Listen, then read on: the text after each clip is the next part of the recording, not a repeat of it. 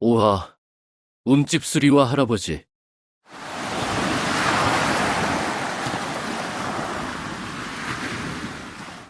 마을을 감싸고 있는 산자락과 바위 틈에서 복숭아나무와 벚꽃나무의 분홍빛 꽃봉들이 수줍은 미소를 짓고 있다. 나뭇가지에는 연초록의 싱그러운 잎들이 얼굴을 내밀고 있다. 강가 들판은 연노란 빛의 유채 물결이 춤을 춘다. 목책 바깥쪽 가까운 들판에는 청보리들이 깨끗하고 선명한 초록으로 청초함을 자아내고 있다. 향긋한 봄바람과 함께 움집의 수리가 시작되었다. 아기가 태어나기 전 아버지는 움집을 대대적으로 수리해야겠다고 결심했다. 15평 남짓한 사각형 구조의 바닥을 다 크게 넓히고 더 깊게 파내었다. 마을에서 친하게 지내는 이웃들의 도움을 받아 집을 넓히는 일은 순조롭게 진행되었다. 아버지는 바닥을 길게 파내어 도랑 형태를 만들었다. 도랑 위에 납작한 돌판을 여러 장으로 덮어놓았다. 그리고 황토 진흙을 돌판 위에 사이사이에 발라놓았다. 도랑은 움집의 출입구와 반대편의 가마구멍과 연결이 될 수 있게 만들어 놓았다. 불을 피우는 화덕이 출입문의 바깥쪽에 설치가 되었고 뜨거운 연기가 도랑을 타고 들어갔다가 반대편의 가마구멍으로 빠져나가게 하였다. 목채간의 마을에서는 이런 식으로 이미 몇몇 가구가 움집의 형태를 바꾸는 시도를 하고 있었다. 시범적으로 몇몇 가구가 시도한 이러한 작업은 매우 성공적이었다. 북쪽에서 내려온 사람들이 전수해준 기술이었다. 획기적인 온돌 구조를 만들어 놓은 집들은 집안에서 화덕만 피우는 집들과 비교하면 훨씬 따뜻하고 포근하게 겨울을 날 수 있었다. 아버지는 부족의 지도자 신지님이 주최하는 부족회의에 다녀온 뒤 이미 시범적으로 구들 작업을 시도했던 몇몇 가구의 도움을 받아 집 수리를 하기로 결정하였다. 움집을 수리하는 동안 가족들은 임시로 식량 창고인 뜬채에서 생활을 하였다. 식량 창고는 2층 구조로 지어졌다.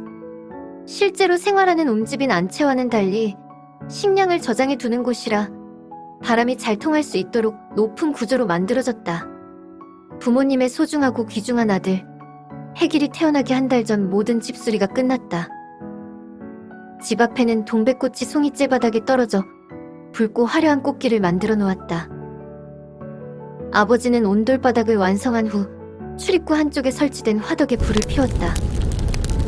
타닥타닥거리면서 나뭇가지와 마른 풀들이 돌과 진흙을 발라 튼튼하게 만들어 놓은 화덕 안에서 활활 타올랐다. 화덕 속의 뜨거운 열기가 바닥 밑에 도랑 사이를 지나가며 진흙 속에 묻혀있는 돌판을 뜨겁게 달구었다. 집 뒤쪽의 가마 구멍에서는 뿌연 연기가 피어올라 푸르고 선명한 하늘 위로 흩어지고 있었다. 5월의 따사로운 햇볕과 화덕 속에서 타오르는 불덩이는 집안을 뜨거운 열기로 가득 채웠다.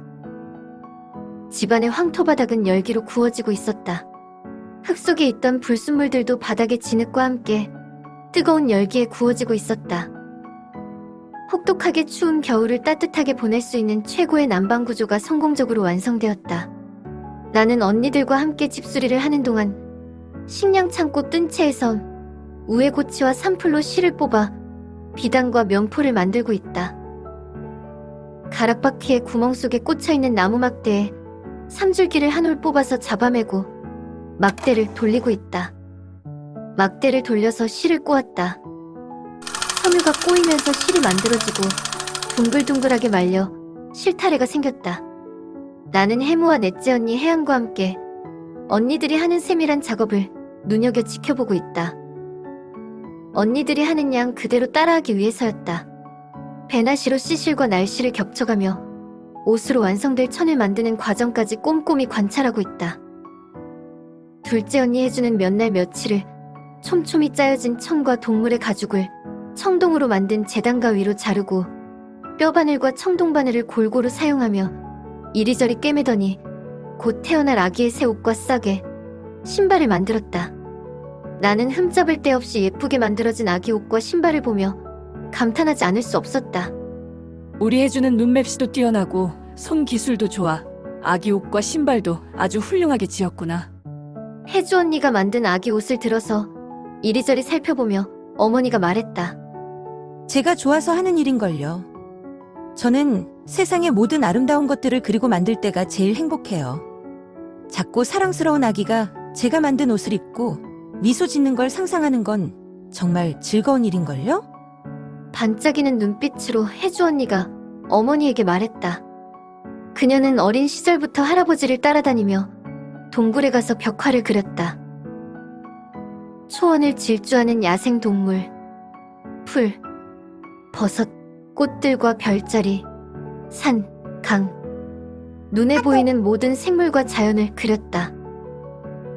할아버지는 바닷속에 살고 있는 고래와 물고기, 거북이를 바위벽에 새겨 넣었다.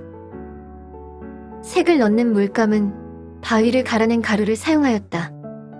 주로 흑색, 황색, 적색, 자색 등의 안료로 사용되었다. 백색과 청색, 녹색은 사용하지 못했다. 바위가루를 물에 적시고 기름을 첨가하여 물감으로 사용하였다. 깃털로 붓을 만들고 동물의 피, 지방, 계란인자를 섞어 색분필을 만들어 색을 입혔다. 들고 다닐 수 있는 석판에는 동생들이 바닷가에서 뛰어노는 모습을 그려놓았고, 또 다른 작은 석판에는 아기를 가진 어머니의 커다란 배 위에 아버지가 얼굴을 대고 있는 그림을 새겨 넣었다. 혜주 언니는 할아버지가 동굴에서 고래를 새겨 넣는 모습도 석판에 그려놓았다. 큰 언니 해랑이 아픈 해루에게 밥을 떠먹이고 있는 모습도 석판에 담겨 있었다. 이 모든 작은 석판들은 반듯하고 넓게 수리가 된 새집의 한 귀퉁이에 전시가 되었다. 아기가 태어난 후엔 아기가 어머니 품에 안겨있는 모습이 그려진 석판이 추가로 다른 석판들과 함께 놓여졌다. 계절마다 다양하고 예쁜 빛깔과 향기를 내뿜는 꽃들을 꽂아놓은 토기 화병과 함께 그림 석판들은 집안의 분위기를 특별하게 느낄 수 있도록 해주었다. 그녀의 예술 감각은 일상에서 사용하는 토기에도 나타났다. 토기를 굽기 전 다양한 모양으로 빚어 그릇을 만들기도 하고 화병을 만들기도 했다. 토기에도 아름다운 그림을 그려넣거나 새겨 넣었다. 그릇에는 주로 풀이나 꽃들을 그려 넣었고, 화병에는 사슴이나 사냥, 비둘기를 새겨 넣었다. 또 혜주 언니는 조개를 갈아 팔찌며 귀걸이, 목걸이 같은 장신구도 만들었다. 이 모든 것은 그녀의 심연 깊은 곳에서 솟구쳐 올라오는 예술에 대한 갈구에서 시작되었다. 그녀는 할아버지의 예술성을 그대로 물려받았다. 할아버지가 혜주 언니만한 나이였을 때 그는 마을의 지도자 신지님의 막내 아들이었다. 부족장 신지님은 막내 아들의 예술적인 천재성을 높이 여겨 여러 방면으로 지지를 아끼지 않았다. 할아버지는 대륙과 바다를 건너 동남쪽에 위치한 나라로 유학까지 다녀왔다. 어렸을 때 혜주 언니는 할아버지와 함께 동굴에서 벽화를 그리면서 쉬는 시간에는 그의 유학 시절 경험을 들으며 다른 나라의 문명과 사람들의 삶에 대해 상상하는 것을 좋아했다. 할아버지의 이야기는 그녀에게 예술적인 영감을 불어넣어 주었다. 할아버지가 외국에서 가져온 장신구와 보석들의 빛깔과 모양은 혜주 언니의 마음을 송두리째 빼앗았다. 움집 뒷동산의 작은 동굴은 그녀와 할아버지의 특별한 아뜰리에였다. 그녀의 스승은 비록 지금 옆에 없지만 그의 정신과 예술로는 동굴의 벽화 속에 그대로 남아있었다. 할아버지가 그리울 때나 그녀에게 영감을 주는 할아버지의 신비하고 다채로운 이야기를 듣고 싶을 때는 그곳을 찾아가면 되었다. 동굴 속 벽화에는 혜주 언니가 언제나 듣고 싶어 했던 할아버지의 이야기가 가득 담겨 있었기 때문이었다.